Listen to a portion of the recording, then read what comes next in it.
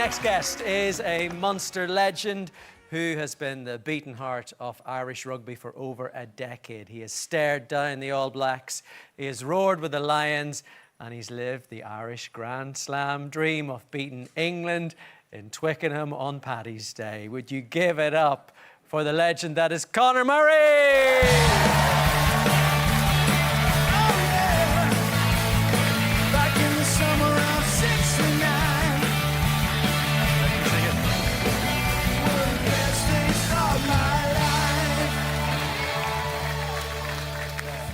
We've played you on with your favourite karaoke song, and I know you'd love to give us a version of it.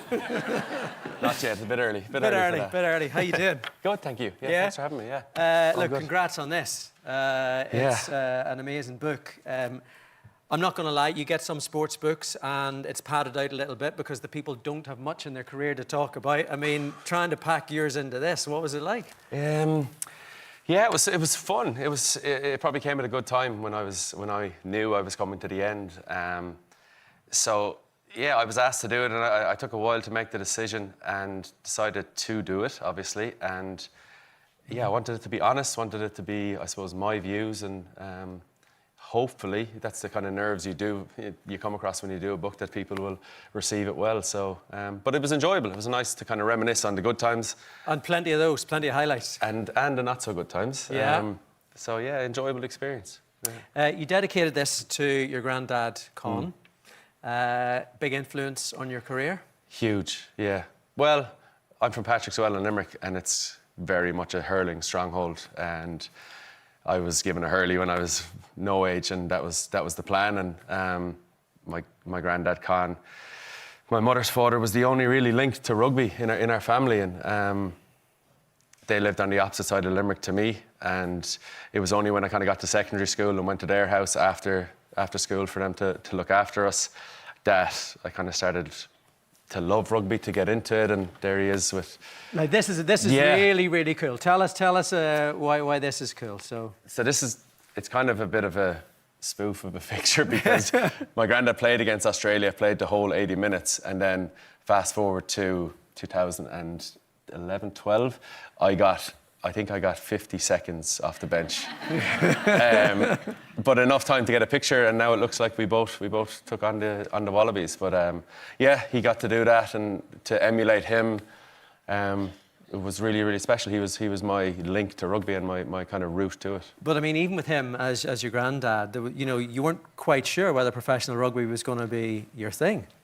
No, like I said, grew up playing hurling and football, and yeah, my dad tried me out with Gary Owen under like 8s and 9s, and that's out of my comfort zone at that stage. Like, that's driving into Doyle, 20-minute trip, and didn't like it. Like, I liked my comfort zone. I liked being at home with my mates, playing hurling, football, walking the streets of Patrick Kielty, and then I used to hide my rugby kit like under my bed in the corner of the room. Just didn't like it. Wanted to be in Patrick Kielty. So.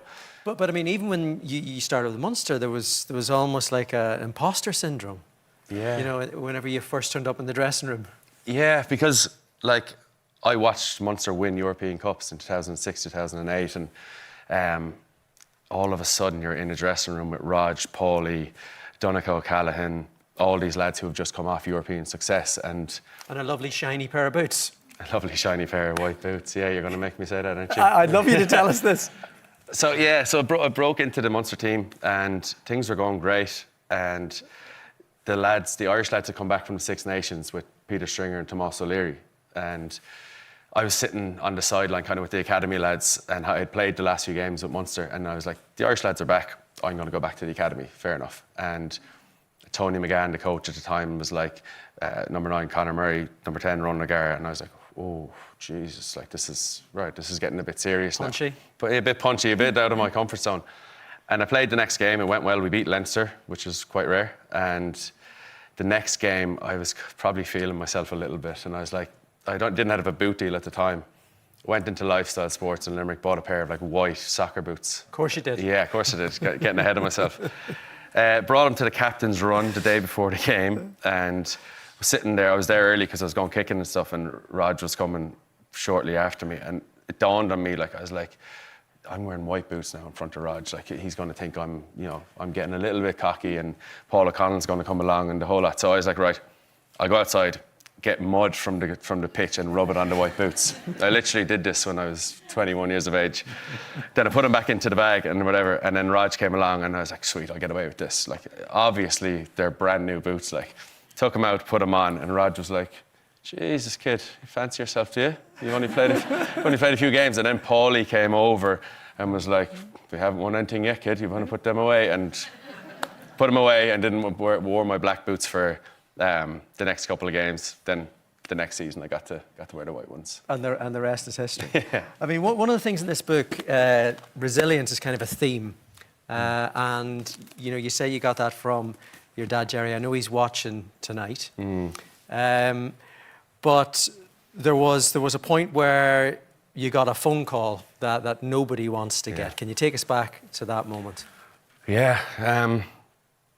He hates me talking about this now. He's of that generation where he's like, I'm fine, don't be talking about me, I'm healthy. But seriously, in camp for the Six Nations in Carton House in 23, Tuesday evening, my phone was dead, so I put it on charge in my room, went down, the usual carry-on that us serious professionals do. We were playing table tennis competition in the evening, and that was over. I just went back to the room to grab something, and my mom was ringing me, and she'd ring me regularly, like it wouldn't be an odd thing to do. And she just rang me and was like, Jerry's after having an accident, I think you need to come down.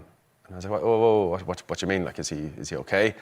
And she couldn't really speak. She was like, no, I think you need to come down. He's been put into some induced coma or something. I was like, whoa, okay. And then, yeah, that moment was really surreal, like shock. I don't know, people have experienced things like that, and I was just like autopilot, went down to the team room to Andy Farrell, and I was like, I gotta go. I actually called him over for a chat, and never ever called Andy for a chat, and he knew something was up.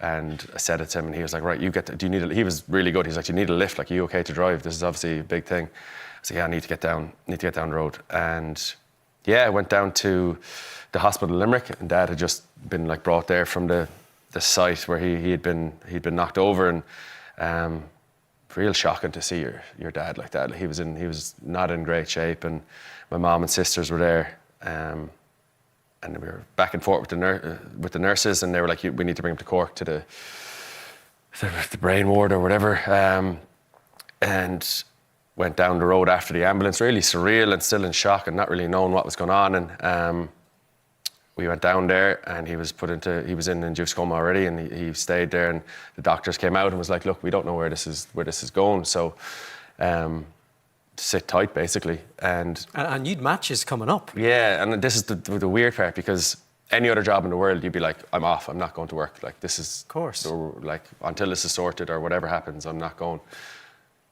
It's really hard to explain to people, but like, playing for your country at the weekend is like, in my half of a little part of my brain was like, when do I tell my mom, like, I'm not going to play, or like whatever. And in fairness to my mom, she called a family meeting, but she was heading it, and she was like, you go back to camp now. The doctors had said, look, he's going to be in the same state for the next 48 hours or more, like nothing will change. So that was a bit of a relief / who knows what's going to happen. So she told me, and my sister was like, get up the road, play the game. And yeah, I got to go up. I feel like it's a bit selfish. I got to like get out of the hospital, whereas in the hospital it was really like time was ticking so slow, and you were just so unsure.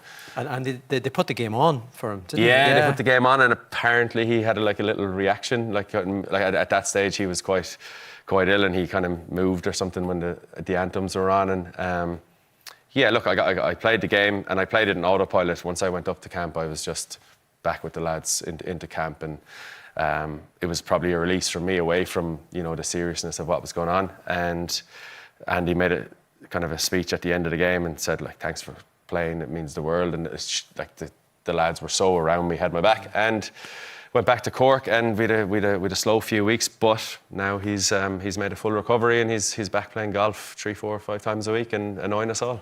Brilliant. Yeah. Brilliant.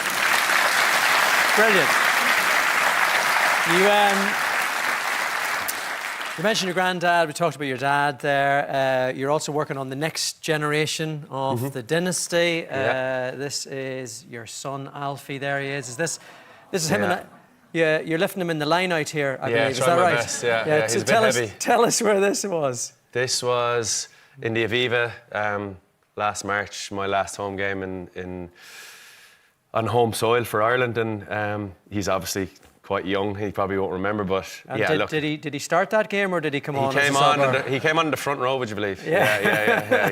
He's a bit heavier than I was at that age, so very special to. Like I said, he won't remember it, but I can't wait to show him that and show him what his dad did for a little period of his life. And you're saying did in the past tense. What is it like to just realise I'm going to hang the boots up? Yeah, it was a strange relief. I feel I've kind of squeezed the most out of myself. My wife Joanna was keen to move somewhere beautiful for a year. Is that happening? Is there? No, it's retirement now. Yeah, it's retirement, and okay. We've actually got this is you in your last match here. I think we got a few. Okay. There you are. Yeah. Getting the adulation you need. There's baby Alfie.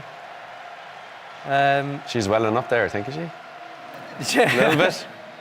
Were you taking it all in there at that point, or? Yeah, and you know what? That was beautiful. A little bit emotional watching it, but. A part of me really wanted to go out playing, like being on the pitch. That was a really important. You said that, yeah. Really important for me, with Munster and Ireland to go out with the boots on, with the jersey on, and kind of say goodbye properly to what has been like a magical, I don't know, 15, 16 years. So to be able to do that in Rome, for me, for the last few years, a different role in the team coming off the bench and. I had plenty of years where I was starting, but the last few years have probably been the most enjoyable. Just with the environment, we all talk about Andy Farrell, the kind of environment he creates and how close we are. To be able to do that and say goodbye properly and feel the love from the fans, like in Rome that day. I know we didn't win the Six Nations, but it was very different for Pete, Cian and myself that day that we got to say goodbye properly. You're still a man in the prime of your life. What's next? What's coming up? We're moving to Derry. We're moving up north. Yeah. Okay. Yeah. So we've. That's where my wife is from. Joanna's from. So that is the next part of the journey, and then after that, who knows? There's a few little bits going on. Did a little bit of punditry during the summer. Really enjoyed that. And as far as work-wise goes, going to take a little break and enjoy time with Alfie, with Joanna, and. Yeah, the free time we didn't have before. Enjoy that. Well, look, it's all in here. It is a brilliant read. Best of luck with this, and thanks for coming and seeing us tonight. Give it up one more time, Conor Murray. Thank you, sir. Thank you. Pride 9, My Life in Rugby is out now. Conor's going to be signing copies in O'Mahony's bookstore in Limerick tomorrow at 1 p.m. He's going to be doing the same in Eason on Patrick Street in Cork on Saturday. I think that's the 29th of November, yes. Also at 1 p.m. Okay.